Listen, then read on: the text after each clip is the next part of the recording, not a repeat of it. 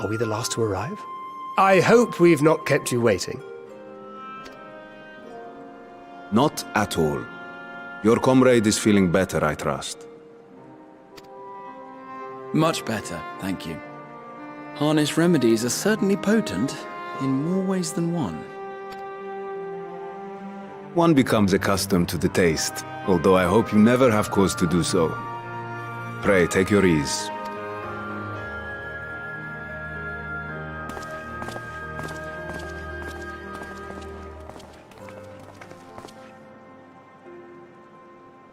Full glad I am to see you all unharmed.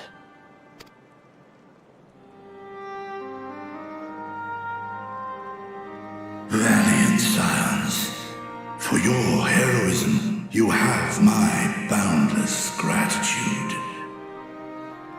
You cast down that dire tower and set free its hapless captives. You cleanse their souls of its corrupting influence.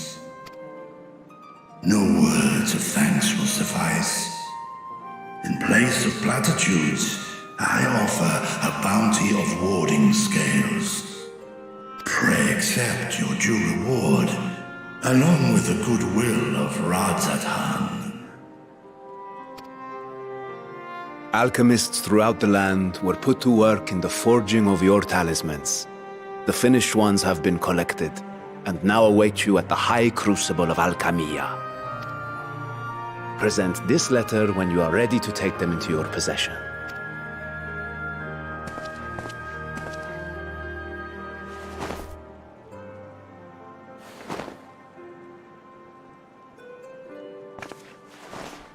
We are humbled by your generosity.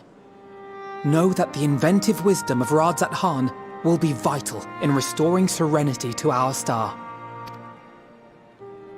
Every single one of those scales came from you, didn't they?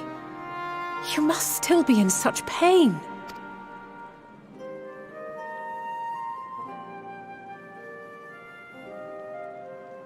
'Tis of no moment. A mere annoyance compared to the dreadful suffering inflicted upon this land and its people.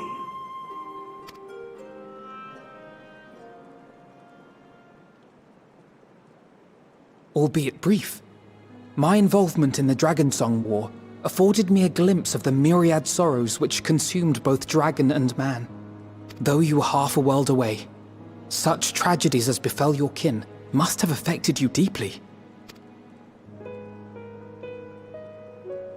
And yet, you chose to live among men. In the age when that conflict first bloomed, my choice had already been made. In some distant place, man slew dragon, and dragon slaughtered man.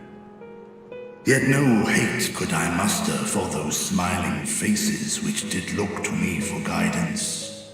Not even my brother's righteous rage could rally me to his cause. I huddled here, secret and still, hoping against hope that which I had built would remain untouched by the chaos and carnage.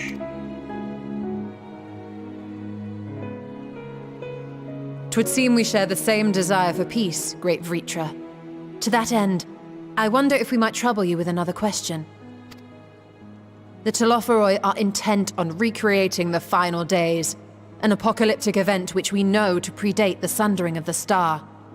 As the longest lived among us, know you aught of this terrible cataclysm?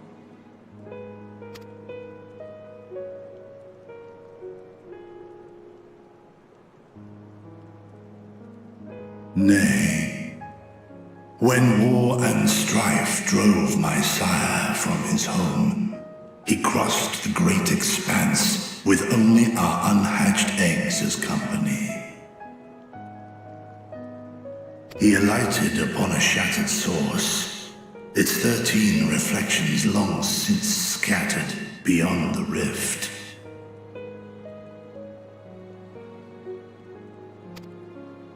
Of events preceding his arrival, he knoweth naught, save that which Hydralin hath deigned to disclose.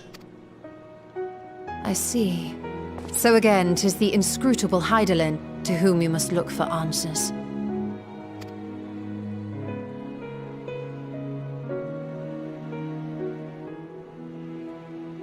Seek you to divine the will of this star?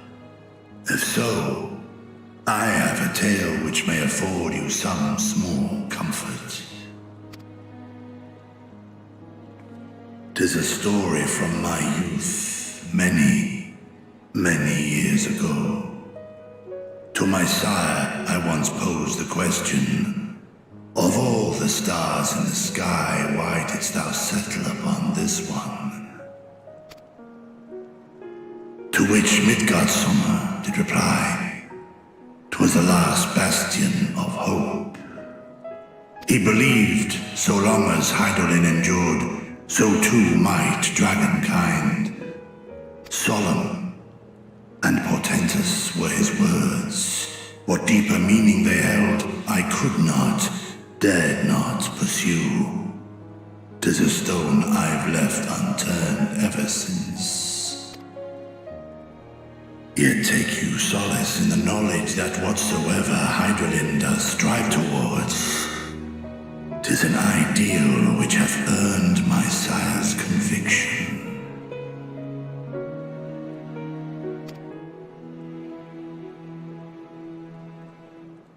Thank you, Vritra.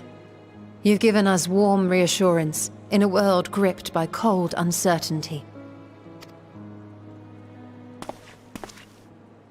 While I'm sure we all have a great many questions, I think it's time we collect the talismans and be on our way. Our fight against the Telophoroi is far from finished.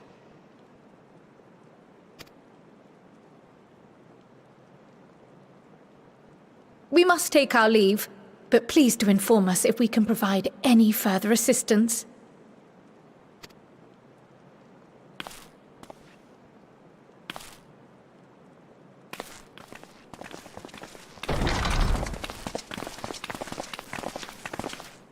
Prithee, a moment.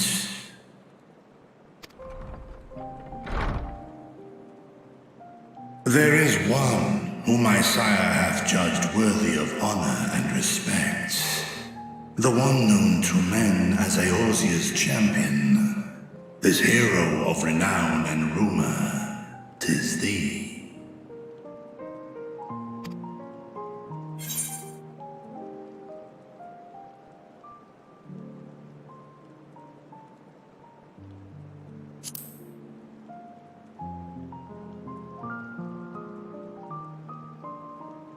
I knew it to be so.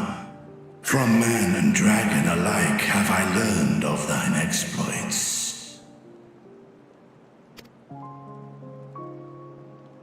'Twas a revelation most pleasing that thou, a child of man, had gained Midgardsormr's trust. But alongside mine elation runneth a rivulet of dread. For upon thy life's reel wind too many threads of fate, power, weal enmeshed with woe. Amidst this tangled knot thou shalt know no rest. 'Tis an endless confluence of forces, a struggle without surcease.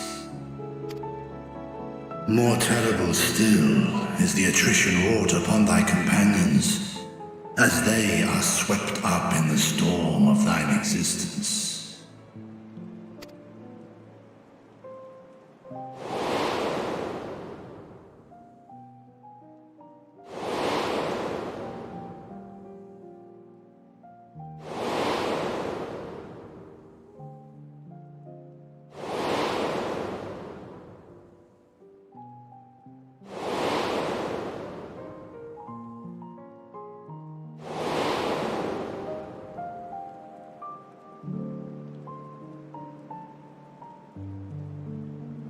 Take heart and protect them well. They will be your strength and your salvation. The hope thou wilt need come the end.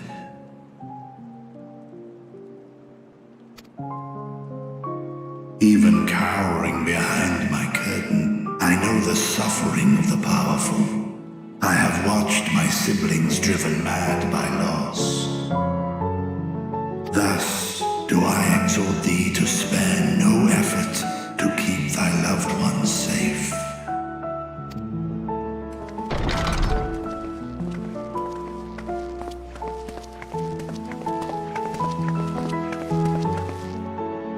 Apologies. We hadn't meant to interrupt. It's just that we do have a history of suddenly collapsing, and when you didn't follow us out... 'Tis I who must apologize. I have detained your champion overlong with idle chatter. Go. At war's end, I pray I welcome thee back into my hall, where together with thy joyful comrades, you may toast your triumph.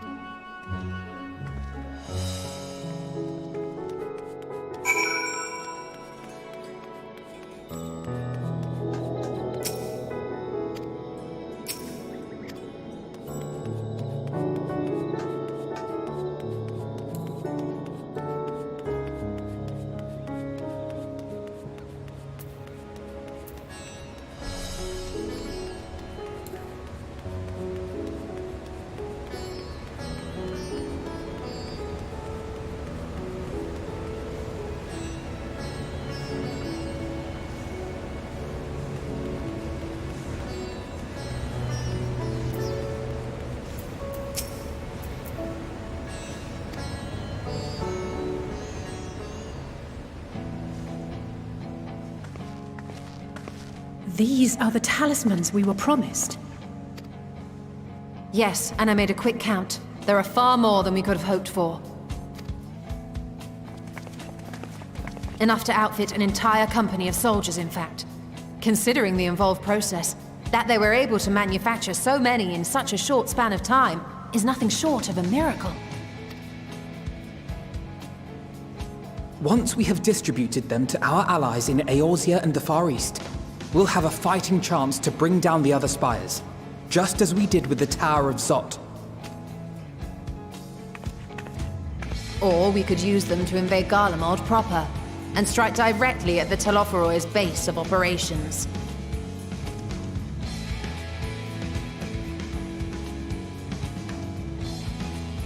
Of course, we would need to consult with various Alliance leaders before such a drastic measure could even be contemplated. To which end, I could set out forthwith and present the idea to each of our allies in person. Pray allow me to undertake some few of those journeys. I find myself restless and in need of purposeful duties. I can head eastward. Bosnia and Dalmasca are just a short hop from here. And Doma's shinobi network should come in handy for passing on the word. We shall share the burden then.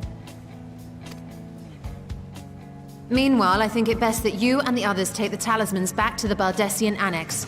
We must keep them safe and secure until we've decided upon a course of action. Please, I must speak with you.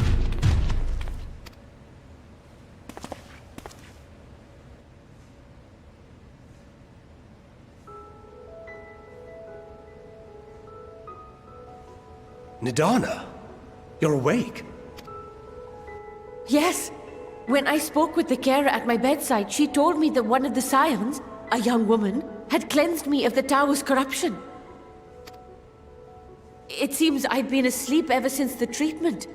But when I awoke and learned you were all still here, I knew I had to come.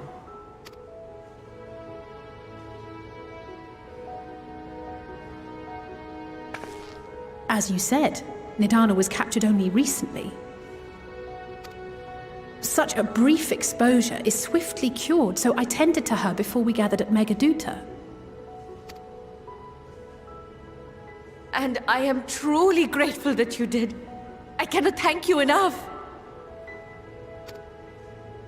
All of you, for everything you've done. Destroying the tower, rescuing our people. You've saved Thavnair from an awful fate.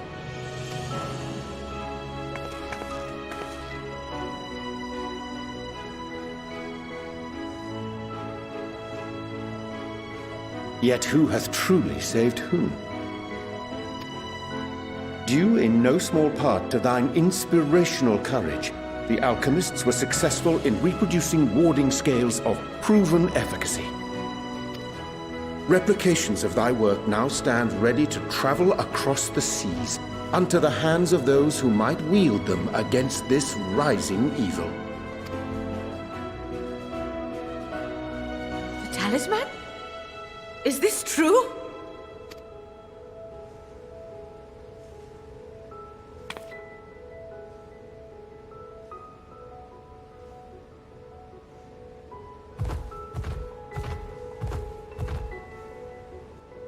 Oh, I was so groggy from sleep. I didn't even think to ask. Oh, our great work sent across the seas. It was worth it. Oh, it was all worth it.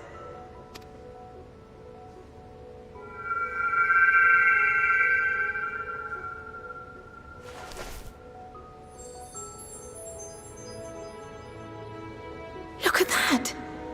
Its color is completely changed.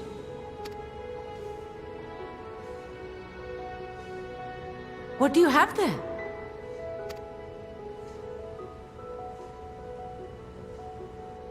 How unusual. I wonder if the effect is a reaction to Akasha.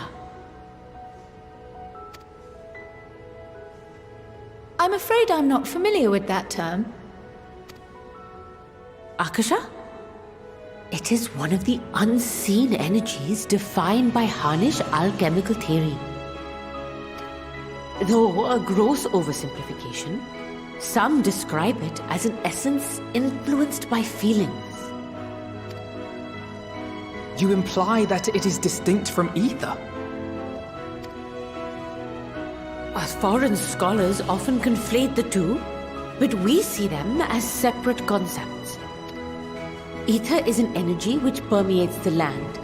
It exists within animals, objects, even the air we breathe, affecting all through which it flows.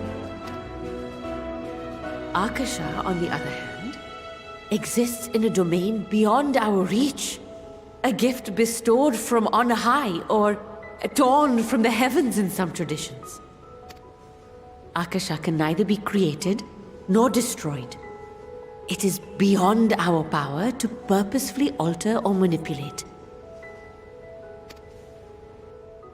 The only thing observed to influence it is an abundance of, I want to say, spiritual emotion. As a veteran of the battlefield, surely you've experienced moments of desperation or exaltation when you've transcended the usual limits of your capabilities. That is a manifestation of Akasha, the invisible essence harnessed by heart, mind, and unyielding spirit. I really must hear more about this theory. Our disciplines are based entirely upon the idea that ether is the fundamental form of all energy. I'm glad my haphazard explanation has piqued your interest. But even for us, Akasha is a somewhat abstract field of study. A lack of practical application lends itself poorly to formalized research. Which is why my analysis of your flower can amount to little more than idle speculation. I am sorry. Nonsense! You have nothing to be sorry for. Your insight is much appreciated.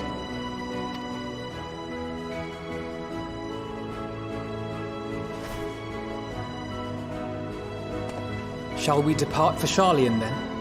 I will see to it that the talismans arrive at the Annex.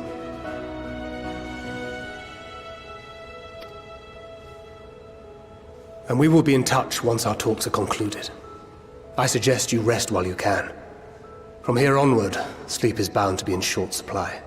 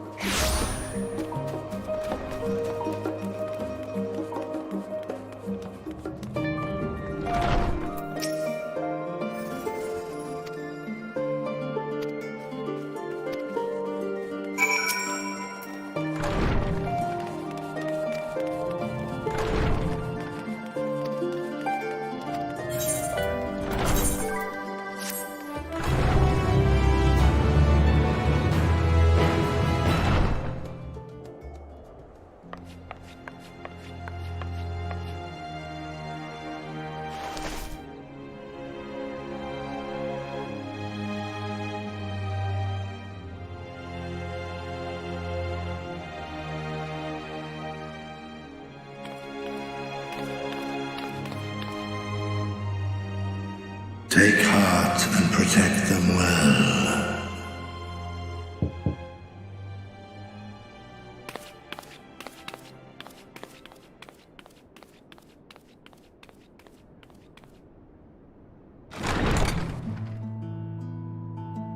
Good, you're here. You haven't eaten yet, have you? We've bought quite a spread if you're interested. Only the finest dining from the last stand.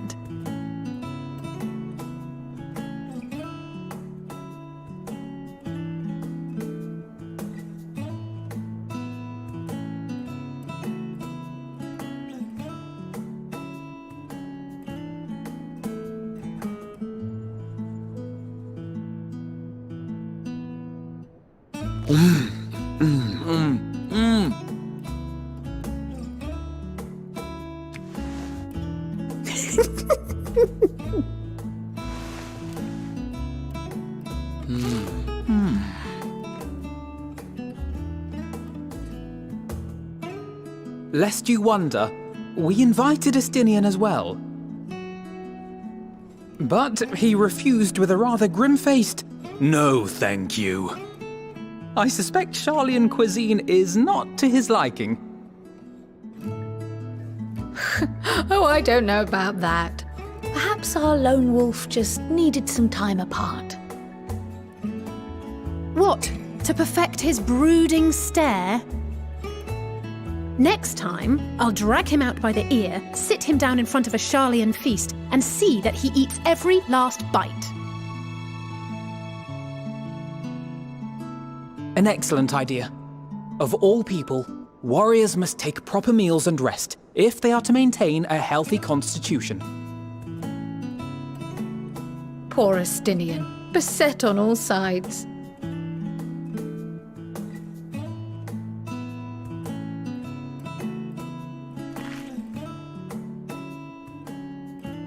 Speaking of one's physical condition, Mistress Cryle, I hear you recently played literal host to Heidelin herself.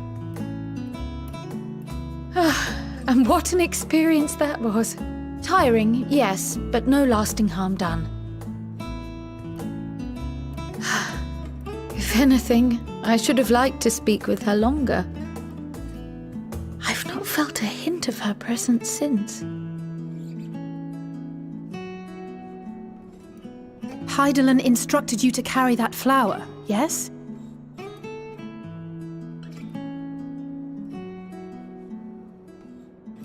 Twill be your guide, test and proof of your conviction. And then something about seeking joy in darkness, was it? Come to think of it, isn't that what happened with Nidana back in Radzat-Han?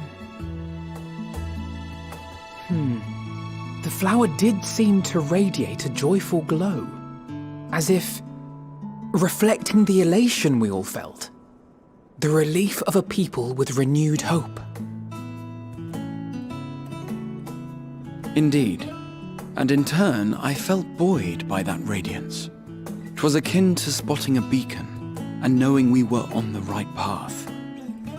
I know we've not yet triumphed over the Tlofuroi, or learned the full breadth of the Forum's plans. But even within the midst of our struggles, we find small moments of joy to sustain us. Rare and hard-won perhaps, but it is this pursuit of happiness that gives us the strength to carry on day after day.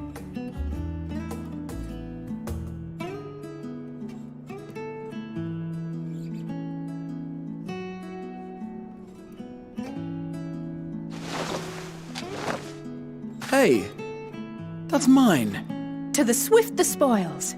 Though I recall that levitation spell of yours was quick enough. Only barely. And even at my best, I'm still too slow to wield it effectively in battle. Mayhap I simply require more practice with this new magic. You unearthed it from the depths of Numenon, I presume? Aye, and from a veritable mountain of arcane tomes at that. 'Twas necessary to facilitate my solitary explorations. To put it simply, you used it to sneak around the forbidden archives. Yes, well, after a fashion.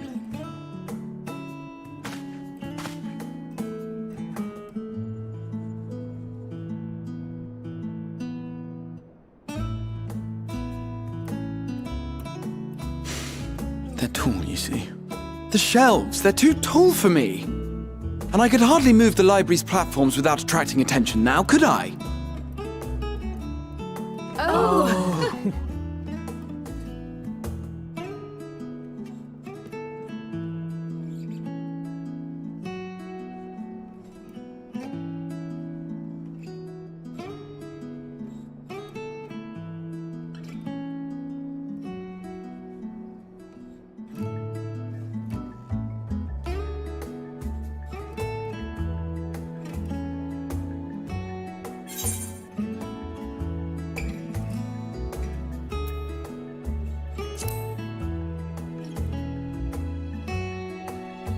One last cup of tea, then.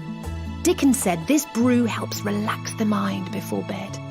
And gave us some leaves for free.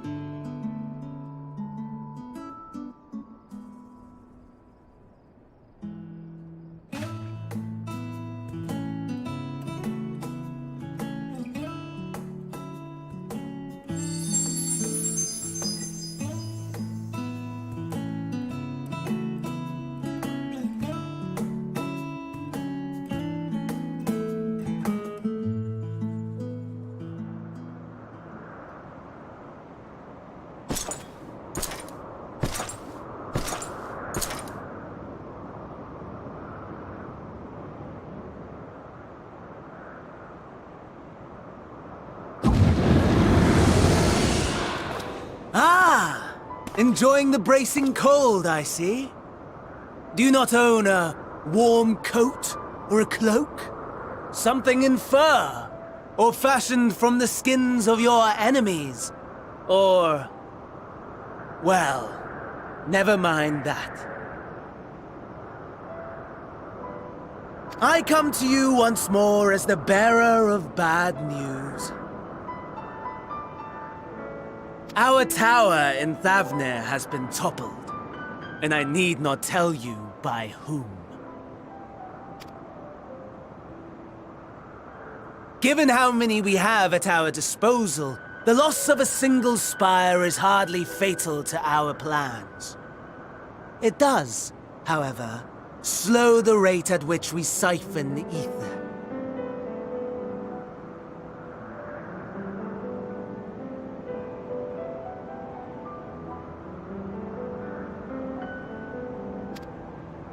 If they continue to preoccupy themselves with the towers, then all will be well.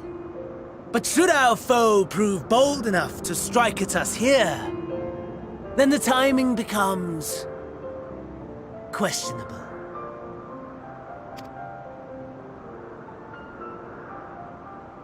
Our foe is bold enough. Of that, I can assure you.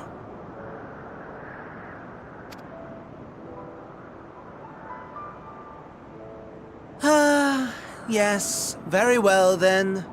I suppose I must prepare a proper welcome. Honestly, talk of your nemesis is the only thing you seem to enjoy. Does nothing else spark your interest?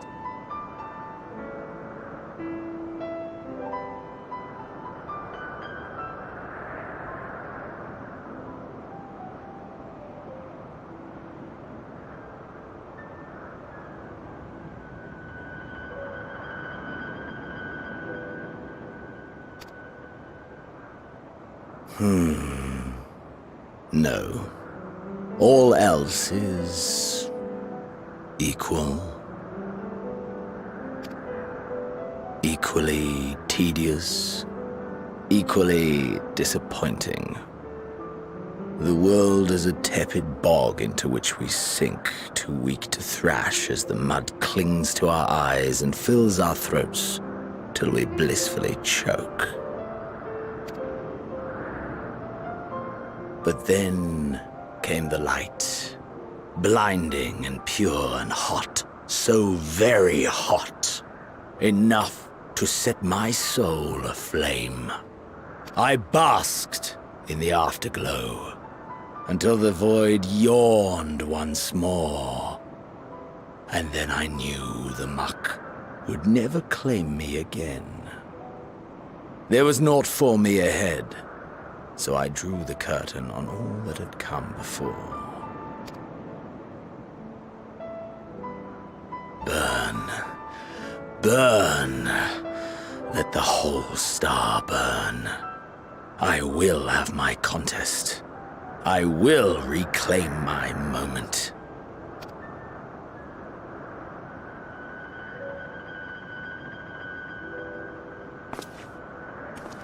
How wonderful that the emptiness of death has not dissuaded you from committing your life to its pursuit once more. I don't know whether to envy you or pity you. You question my disinterest, but what of yours? Despite your noisome antics, I sense you take little pleasure in this endeavor. Mercy, my lord. Such pointed barbs from one who barely acknowledges my existence. Nevertheless, you are mistaken. For I do find this part somewhat enjoyable. You see, when I was mortal, I would always have the same dream. It was a fragmented thing, disjointed, all the faces incomplete. The setting, too, was unknown to me, so I thought it simply a fantasy of my sleeping mind. Until one day, I realized it was showing me the truth, much as your dream of the final days enlightened you.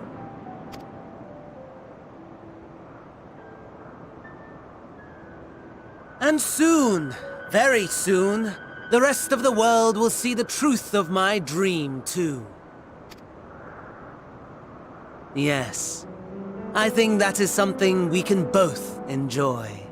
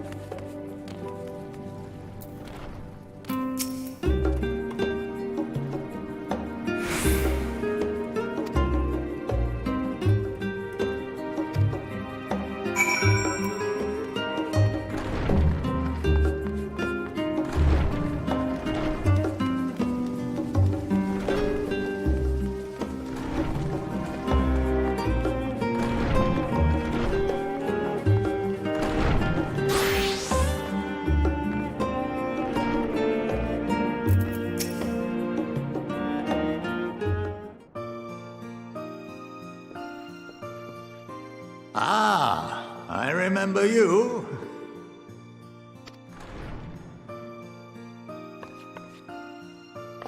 I pray we have not caught you at an inopportune moment. We wanted to offer our thanks for your kind words in the forum.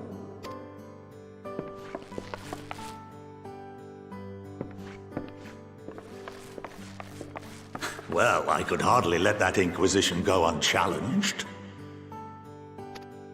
I've always believed that curiosity should be nurtured, not stifled. Thankfully, a majority of my colleagues agreed. A slender majority, aye, but a majority nonetheless. Had the vote not gone our way, we would be having a very different conversation, if any at all. Though I'd like to think you would have not given up on our cause. I'm told you paid a visit to the Annex afterwards. Yes, that's right. I was hoping to speak with the grandchildren of my dearly departed friends Galuf and Louisoix in a less dour setting. But it seems I just missed you.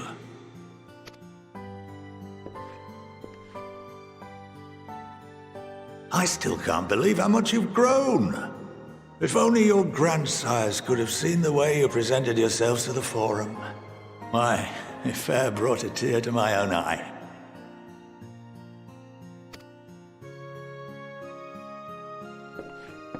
You must have the patience of a saint, putting up with this lot and their antics. Never mind Matoya's prize student.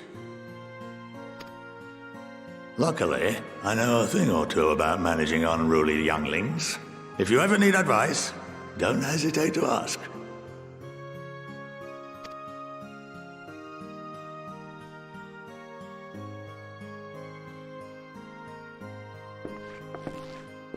If I may, there is a rather more pressing matter we wish to discuss. What can you tell us of this duty that the Forum must fulfill? Nothing, I'm afraid. Like all humble servants of the Forum, I am sworn to secrecy.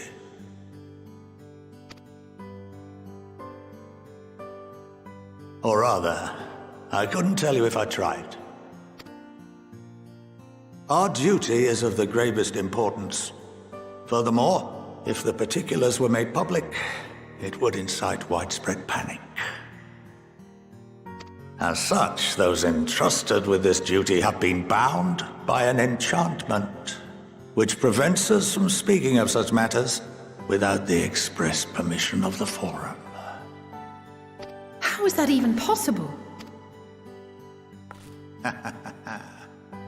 It's been some time since I last gave a lecture. Please, take a seat.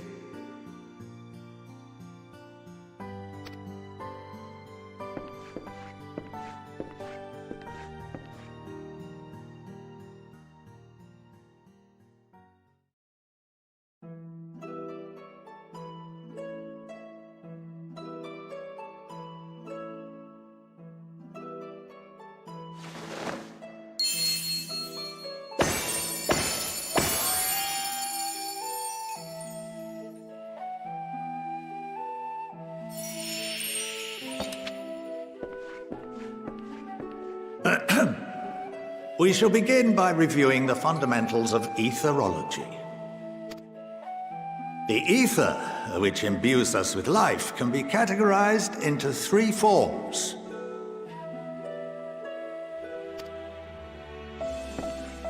Two are of the incorporeal sort, the soul and the memory. Can anyone tell me the third?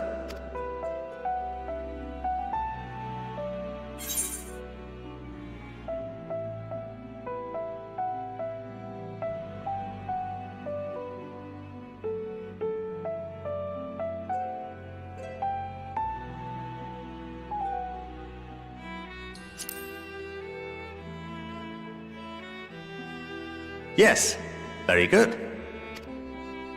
This is the form with which the layman is most familiar. Consumed by even the simplest of daily activities, and replenished by the food and drink that sustain us, this form of ether is in constant flux. In contrast, the ether that comprises the soul is rarely subject to dramatic change. The same can be said for memory, as the two are intrinsically linked.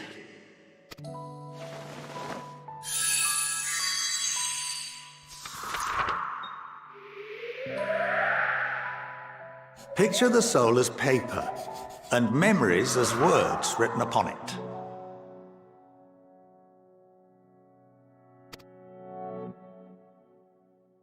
Now, what would happen if that paper was doused with ink?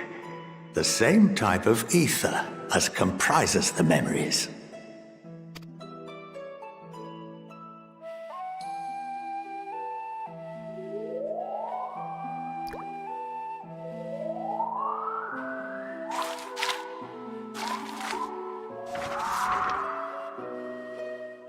It would blot out everything that was written. Precisely. We would be unable to recall the memories, and any activities that depend upon them would be hindered as well.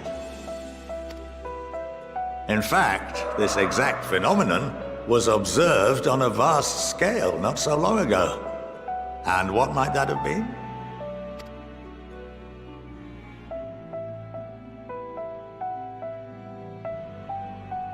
The seventh Umbral Calamity. The people of Eorzea vividly recall Bahamut breaking free of the Lesser Moon and raining hellfire down upon the realm. But no one could seem to remember the events that followed immediately afterwards. Indeed. To this day, we have yet to determine whether it was an unintended consequence or a deliberate act. The enchantment which binds me and the rest of the Forum is based on a similar principle. And yes, it is a contravention of the Sharlayan prohibition against the practice of memory manipulation. Only when a new member is inducted and told of our great duty are they subjected to the process. A necessary evil. You have my word that it would never be used to manipulate the populace.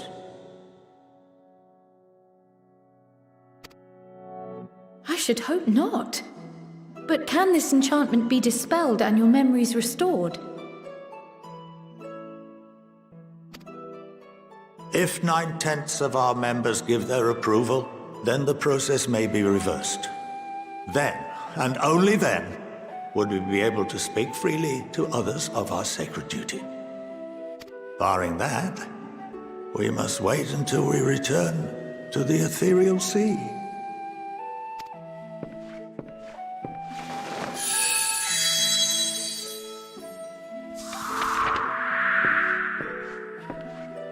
For there we will be purified, the blots upon our souls washed clean.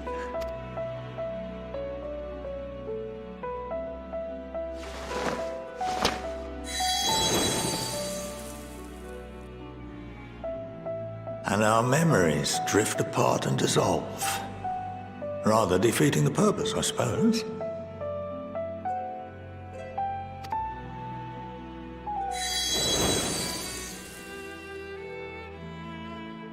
But there are those memories that are indelibly etched upon our souls, some believe. What happens after that? We are reduced to pure ether, coalesce with that of others, and create souls anew. Alternative schools of thought assert souls remain whole and return to the corporeal world, reborn into another form. Both theories have their proponents. Personally, I consider each equally probable.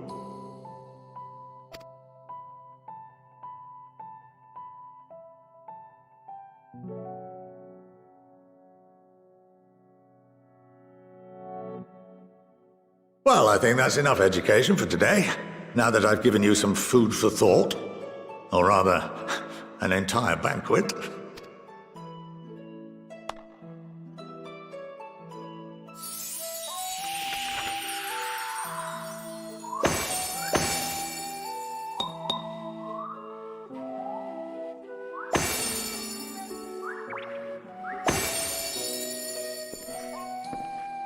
I would remind you that although I'm unable to assist you with certain matters, the resources at my disposal may still be of use to you. I'll arrange for you all to be given the run of Phenomenon.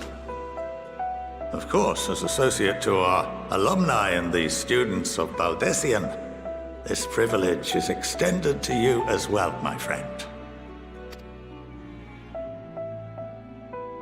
Oh, and I suggest you speak with Ki Aliapo. She's well known among the artisans of Sharlayan, and her network of contacts may prove useful in your search for knowledge. I wish you all the best in your pursuits, wheresoever they may take you.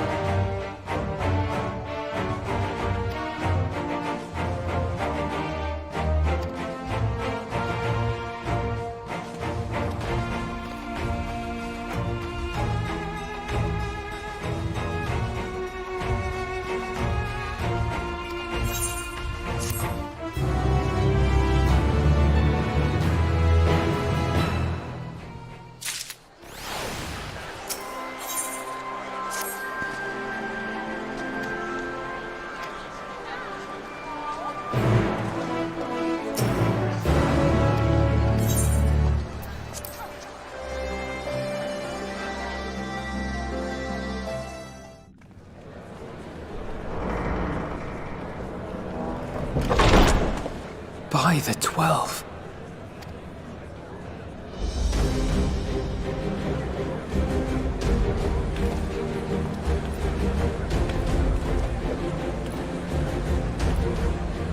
Glad you could join us. I hope you don't mind, but we went ahead and started without you. As you can imagine, our traveling companions were eager to become acquainted. 'Tis a rare thing indeed to see such a diverse and talented group of individuals assembled for a single purpose. We fight not only for the sake of Eorzea, but for the entire world, including the people of Garlemald. Much rides on the efforts of the Ilsabard contingent. Indeed, which is why I am glad to find myself in the company of many trusted comrades, yourselves included. Lucia! I have come at the behest of Lord Emmerich, who has honored me with the role of Ishgard's representative. And for the good of all nations, not least my former homeland, I am determined to see this mission through to its end. We have a hard road ahead of us, but walk it we shall, together.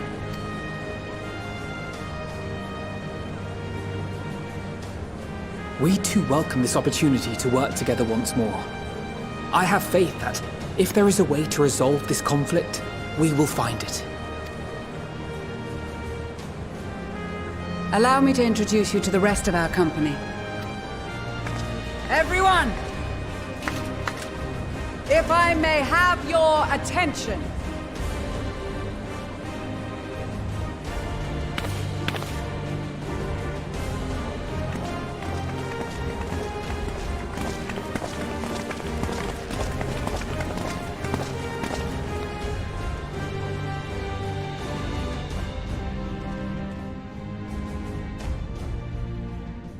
Might I ask you to speak first?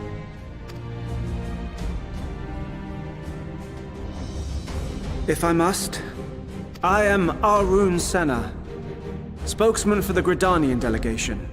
Here on behalf of my esteemed sister, the Elder Seedseer, we shall provide support and protection to those in need during our time in Garlemald. To that end, I am joined by healers selected by the Conjurers Guild, with the Order of the Twin Adder's Finest serving as our escort.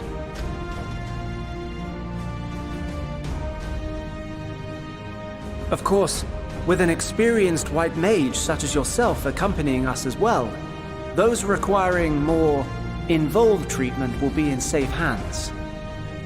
Raya O sends her regards, by the way. Suppose I'd better say my piece.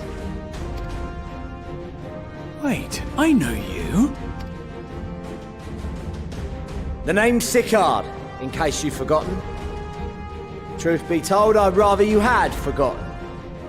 Any road, the Admiral asked Captain Hilfear to send his best, and for whatever reason, he picked me. Of course, if I'd refused, I'd be the laughingstock of the bloody executioners, and my reputation's taken enough of a keyhauling as it is. But more importantly, like any pirate worth his salt, I know when you're staring down a storm, you gotta trust in the commander of your ship.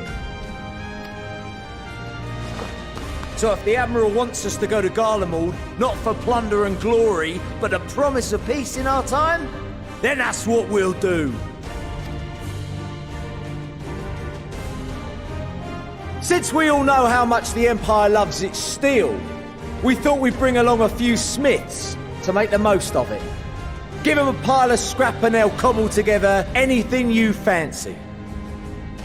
Of course, just like the Gridanians, we got fighters of our own. We might have come with a more constructive purpose in mind, but we're more than capable of cracking skulls, believe you me. Well, you're certainly raring to go. But then again, so are we. The most dependable warriors of Uldar and Alamigo have assembled at the Sultana and General Aldin's behest. If Garlemald has truly fallen, then the whole place is likely to be crawling with Telophoroi. We'll need plenty of troops to clear and hold a path for others to follow. That's where we come in. Naturally, Marshal Tarapin and I will be leading from the front.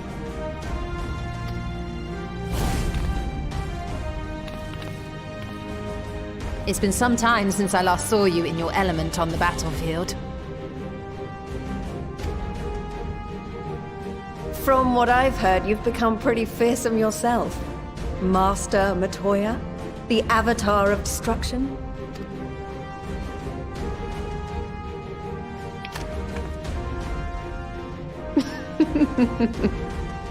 With comrades like these, I know we'll succeed, no matter what awaits us. And then we might finally get a chance to enjoy a good long rest. But until then, let's give it our all.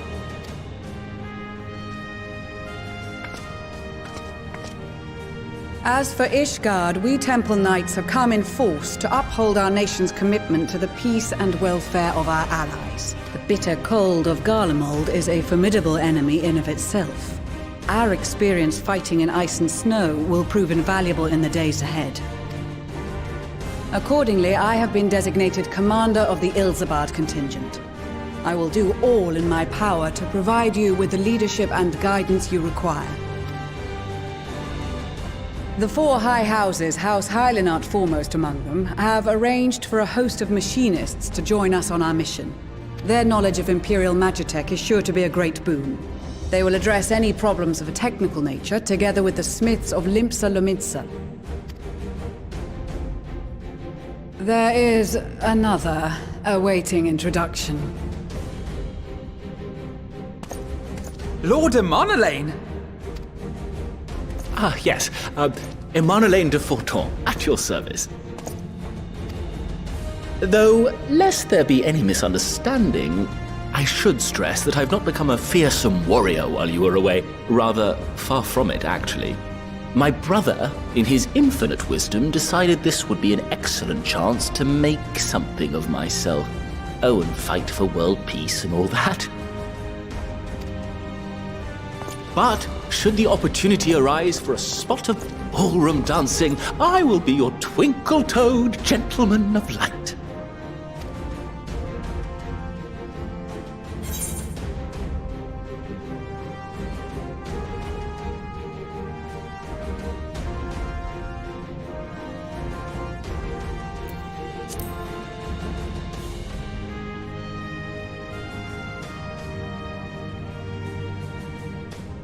Huzzah! I cannot wait to regale Honoroa with my tales of daring-do.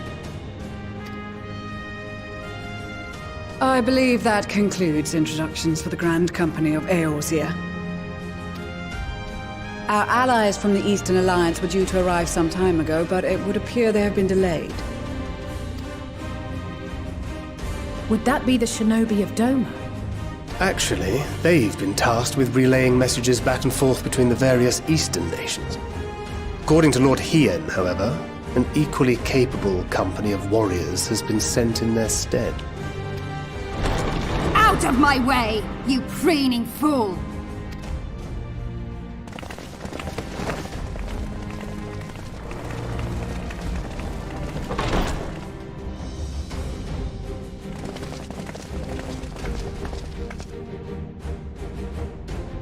Forgive us for coming late. We are the delegates of the Eastern Alliance. Cyrena, and you've brought company.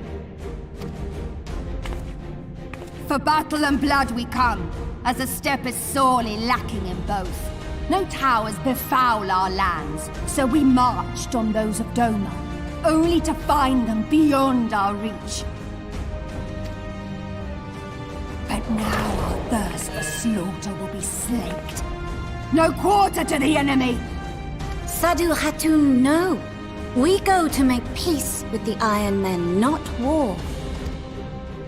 Warriors of the Steppe, we've heard many tales of your bravery. We welcome you as allies. And these other ones you have brought are... Members of the Dalmascan resistance group, Lente's Tears.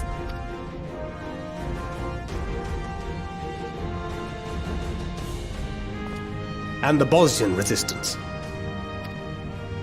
Between them, they have a wealth of experience in espionage, and are particularly adept at infiltrating Imperial facilities. Which is fortuitous, since Garlemald's domain is so vast that I could never hope to handle reconnaissance duties all by myself. Dalmasca, Bosnia, Alamigo. All lands which have suffered the tyranny of the Empire. I would never presume to question your motives. Nevertheless, I must reiterate that our goal is to aid the victims of the Telophoroi, the common folk of Garlemald. And they are victims, make no mistake. Though I understand that many may struggle to see them as such. You're more right than you know. For every one of us that answered the call, there were a dozen that refused. Not only in Alamigo, but everywhere we went. And who could blame them? The Empire's always been the enemy. But after seeing what we've seen, fighting and working against and with Garleans, there's no denying the simple truth. They're just people. No different from you or I. They've got their share of liars and murderers, but so do we. So do we all. Fordola, who once swore herself to Garlemald, has proven herself a trusted ally time and time again. Every Eorzean here knows Cid Garland, the Imperial defector who shared with us countless technological wonders. Gaius bloody Baelsar himself is working to help rebuild Wurlid, a nation he once conquered. So you can believe me when I say that every fighter here understands and accepts that the Imperials are not monsters and are deserving of help. Or at least that they were able to put aside their feelings for the greater good. It won't be easy, but we're all determined to make this world a better place.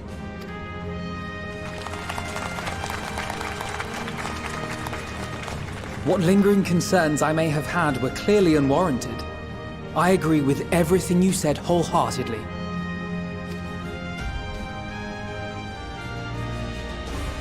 Then we are in accord. Now, let us review our strategy. To reach the Garlean capital in northern Ilsabard, we must cross the central mountain range. Fortunately, Garlond Ironworks can provide aerial transport, sparing us this most treacherous part of our journey. However, attempting to fly any closer to Garlemald would attract the attention of the Telophoroi. As they appear to have seized control of the majority of the Imperial military, we must assume that includes its fleet. In addition, Garlemald possesses devices that can interfere with airship navigational systems, further discouraging an airborne approach. Given the circumstances, the closest we dare deploy our contingent is an area between the range and the capital, the Magna Glaciers. From there, we must travel the rest of the way on foot. We will also need to bring the airships with us to ensure we can withdraw with haste. Although much of the terrain will be blanketed in snow, we should be able to make use of local roads and shipping facilities. The vast ice field will afford us an unobstructed view of the surrounding area. On the other hand, it will also allow others to easily spot us, so it is imperative that we only make camp in positions where we can easily defend ourselves. And the airships, which must be kept safe at all costs. We cannot account for every possibility, so we must be prepared to think on our feet. We will be tested. Sorely tested, I expect. But for our homes and for our people, and a people not our own but in need, we will succeed. Spare no effort in your preparations. Once we depart, there is no turning back.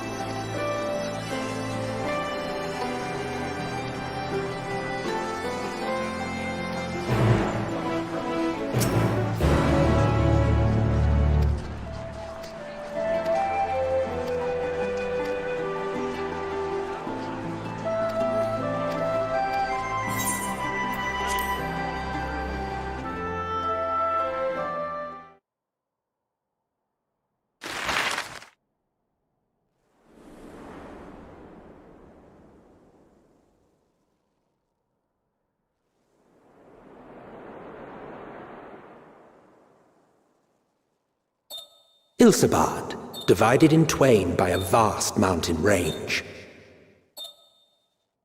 Those who would traverse its jagged peaks face peril at every step. But why go by foot when one can simply fly?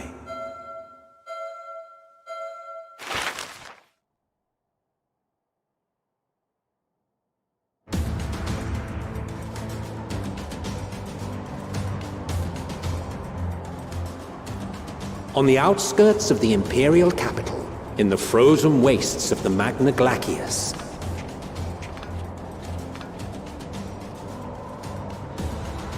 the winds howl in icy protest as if to warn against further trespass.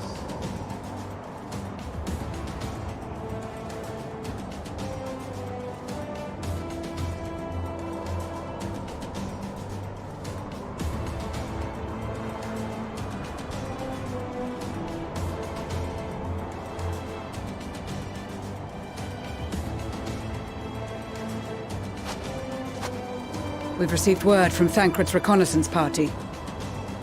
They've sighted a detachment of heavily armed Imperials. Survivors of the Civil War, perhaps? Perhaps, but there is more to it than that. Maxima reports that they're led by Vergilia, legatus of the 3rd Legion, which comprises the bulk of their number. However, they are also joined by several members of the 1st. From what I recall, the 3rd Legion fought for Nerva in the War of Succession following Varus's death. The 1st, on the other hand, were under the direct command of the Emperor and rejected Nerva's claim to the throne. These legions were enemies. Indeed. In fact, our sources claim that it was a conflict between them that sparked the Civil War. Yet now, these former foes cooperate to defend a ruined Garlemald from invasion. Then it is all but certain they have been tempered. So, what's the plan? If me and my crew is out reaving, we charge straight in, no messing about. But that ain't what we're here for. Quite right. Soldiers or no, they are people of Garlemald, the very ones we have come to aid. Direct confrontation is unavoidable. Nevertheless, we must make every effort to limit casualties on both sides. Rather than kill them, I would remove them from the field. How so? Savage beatings, disarmament, and imprisonment?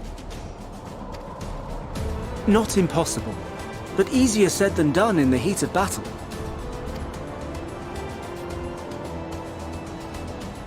Having observed the opposition, I imagine Thancred had something to suggest? He did. He and the other scouts have already infiltrated a supply depot some distance beyond the Imperial detachment's current position. Stored within is a stockpile of Magitech armaments, and once we give the signal, Thancred's team will destroy them all. In so doing, we will deprive frontline troops of materiel, and likely force the detachment to send men to investigate. Divide and conquer. Not a bad idea. Once the scouts have finished their preparations, we will split into 2 groups. The first will form the vanguard, while the other brings up the rear with our supplies.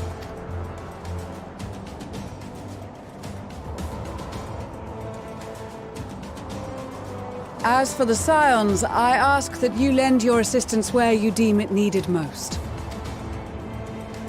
I would prefer, however, that you accompany the rearguard and be prepared to join the van at a moment's notice. Kept in reserve as our trump card, so to speak.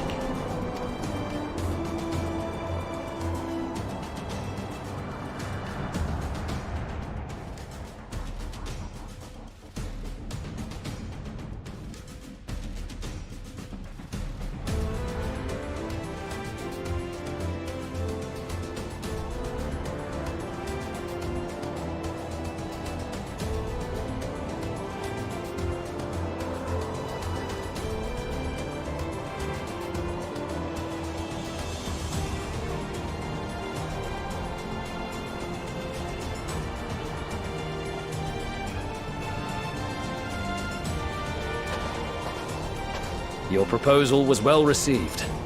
More specifically, they asked that we destroy the Imperial's toys in as spectacular a fashion as possible. Ishtola always did have a flair for the dramatic. She's not an easy woman to please, but I shall do my best to satisfy her thirst for fireworks. All right, once more for my peace of mind. Our first objective will be to rig the enemy's magitech with explosives. After we've withdrawn to a safe distance, we'll detonate them remotely. Our second will be to issue a deactivation command to the automated units via the control terminal. If our calculations are correct, this signal should reach those deployed on the front line, giving our friends a much-needed upper hand.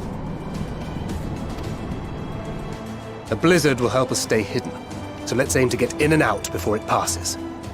Trust in the plan, and we should all live to see tomorrow. In the meantime, I will relay messages back and forth as the situation unfolds. You'll forgive me if I ask again, but are you certain you wish to play the lone wolf? Wouldn't have it any other way. Call it foolish and reckless if you like, but I'll get the job done. I always do. Very well. I wish you the best of luck.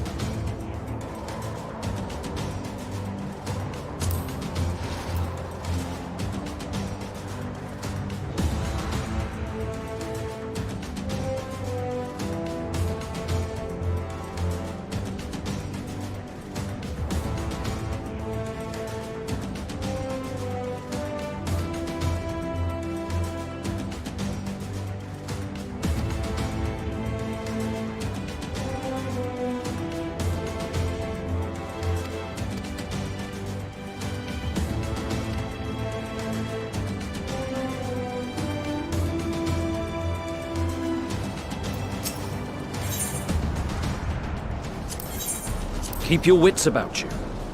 It's time. We only have one shot at this, so let's make it count.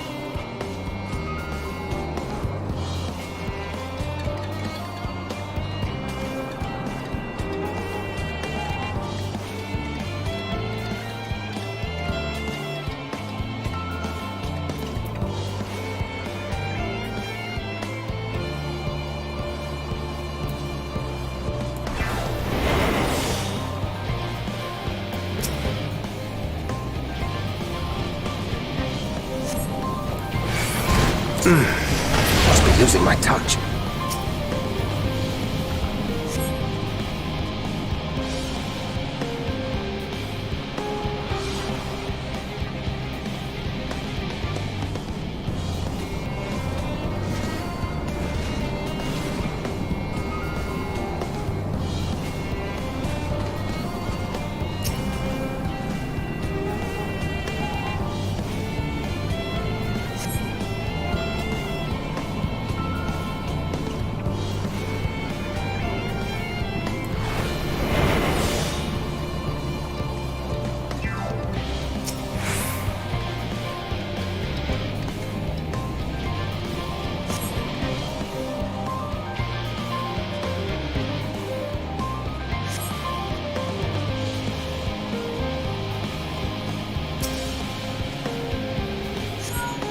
This is Thancred. The explosives are in place. Very good. All is proceeding as planned. Head to the control terminal. It should be to the northwest. Understood. Have the others wait at the rendezvous point.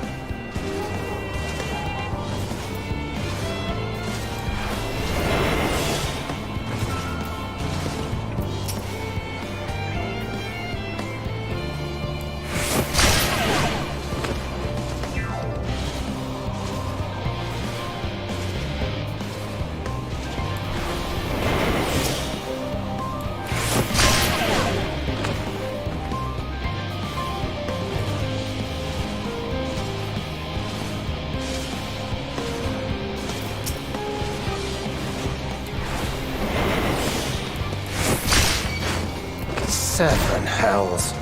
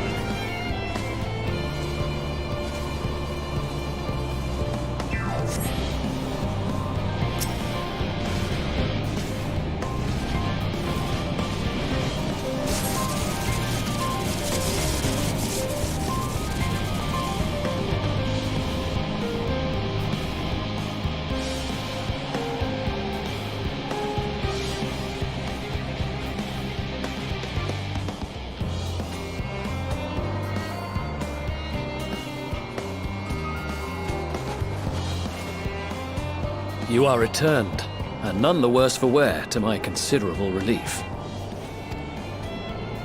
What news from our comrades? They stand at the ready.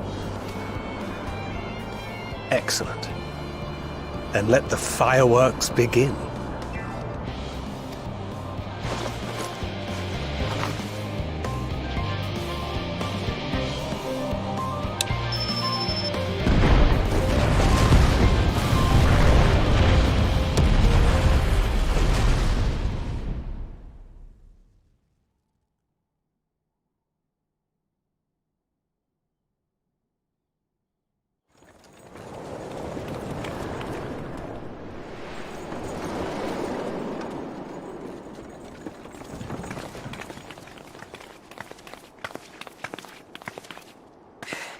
The blizzard's beginning to clear.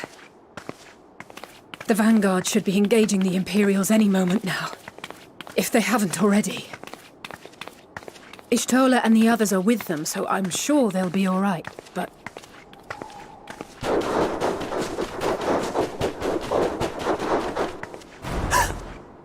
Wait! Something's coming!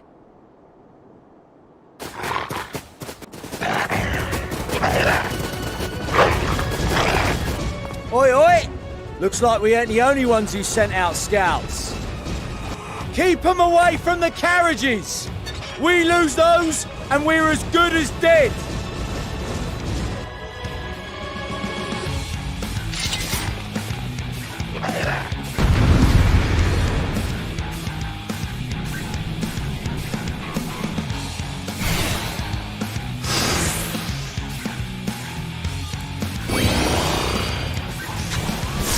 Fighters!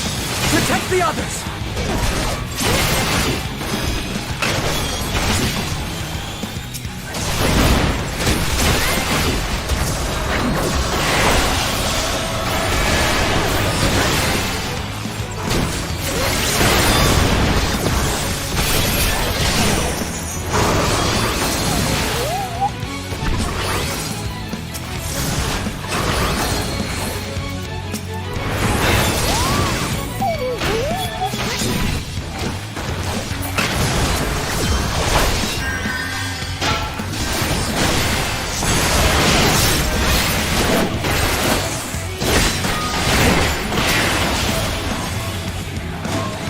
Brief respite, but stay alert. Keep the carriages safe.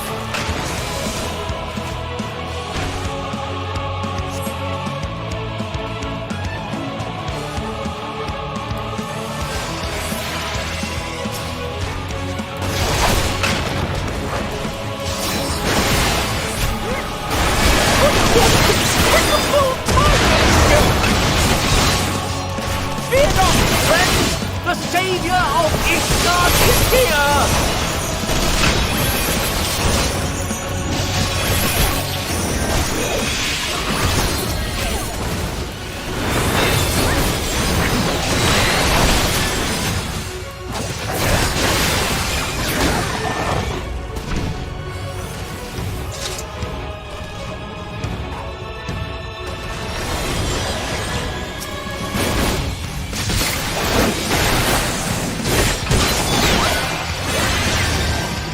A fine display, but the other carriages are still in danger.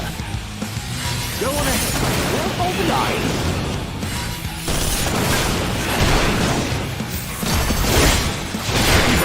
We're the only ones who show. How we put our backs into it!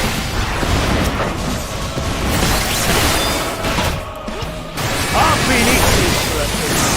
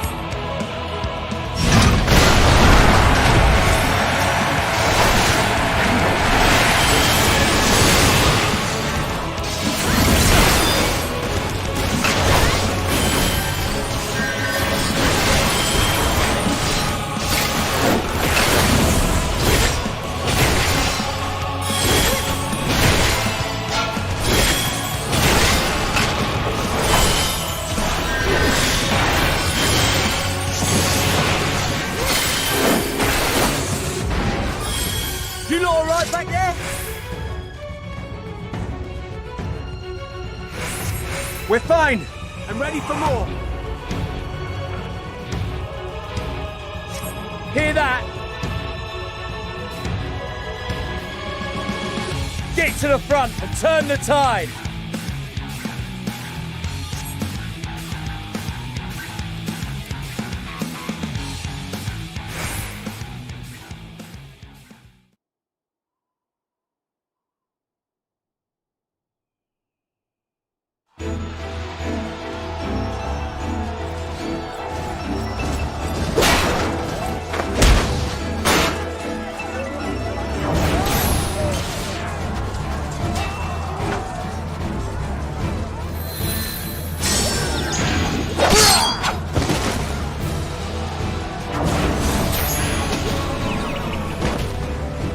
Removed from the field was not a euphemism for enthusiastically murder. It's nothing that won't heal. In time. The trouble is, their tempering has made them utterly fearless. Subduing them would be easier if they had the capacity to submit in the first place. Well, this is the path our young charges would have us walk, and that we all agreed to follow. You knew it would be hard, yet still you pledged your lance, did you not?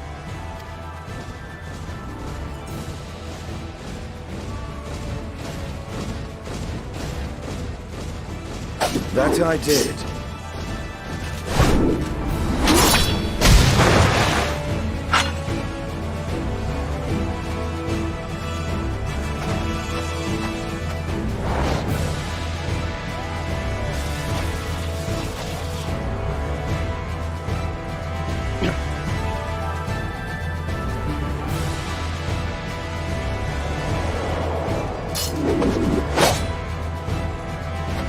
That's Virgilia! Damn it. I need to help the others take her down. There's no end to them!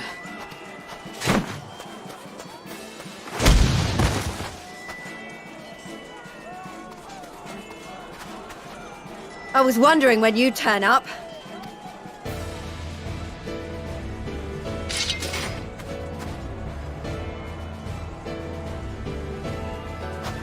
There's no stopping us now. Come on, let's show them what we're made of.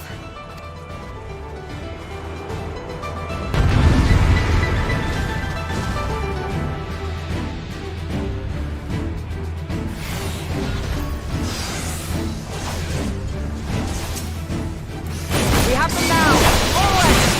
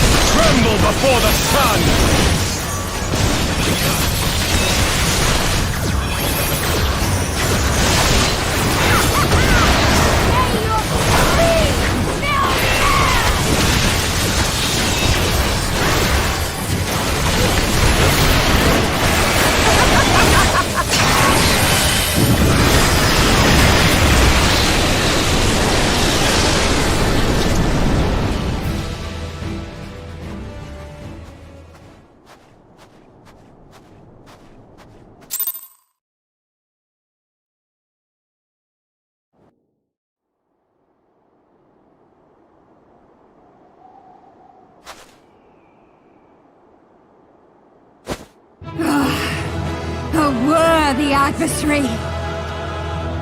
Rest! Recover! Reclaim yourself! Then we will fight again! To the death! Sadu Hatun!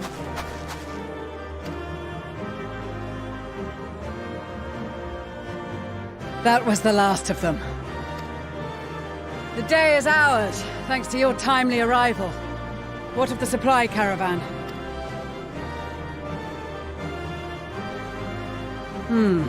Outmaneuvered, but not outmatched. Good. Let us take the Imperials into custody and rejoin our comrades. And soon we shall arrive at the capital.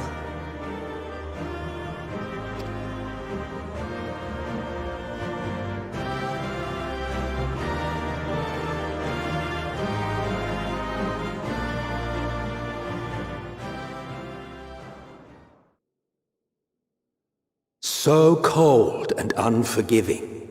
Thus spoke Emperor Solus as he gazed upon his barren domain.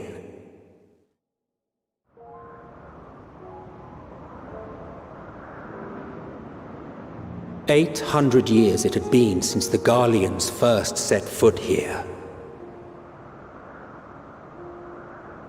Bested by the Kavosi after centuries of war and driven from fertile southern pastures into the blasted northern wastes.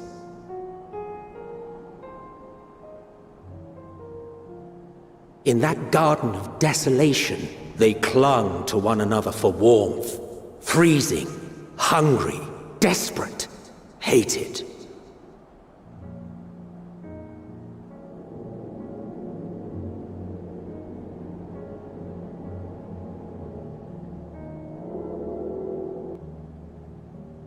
The chosen forsaken.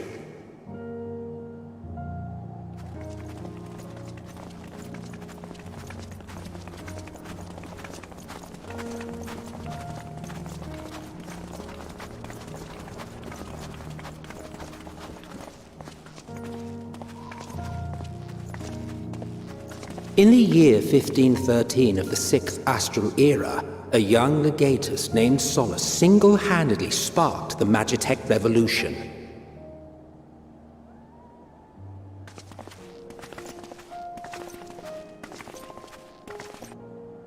How did he conceive the machina that feed on ceruleum? Once a common, soft-spoken soldier, how had he so quickly ascended through the ranks? Like so many others, those who knew the truth are gone. Taking in the capital with his eyes for the first time, I recall thinking to myself, far colder on the earth than in the heavens. Yes, far colder indeed, bitterly so.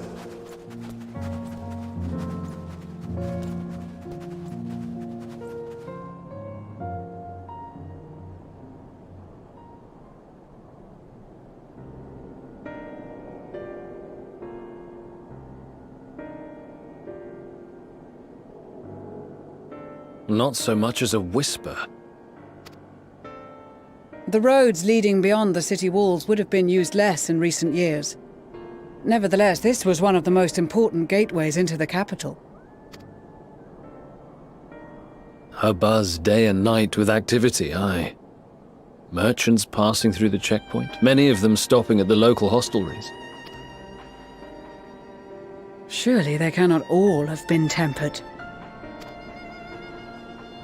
We can consider the question after we have made camp. If we spend any longer outside, we may well freeze to death where we stand. The tempered Imperials, too.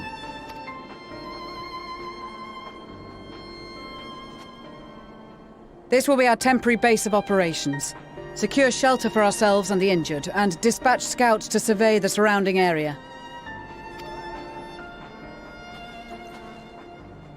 If we're planning on staying here a while, we ought to give this place a proper name. Well, the constant sound of ice cracking underfoot makes me think of broken glass. An apt name, perhaps. But enough of this. To work, everyone!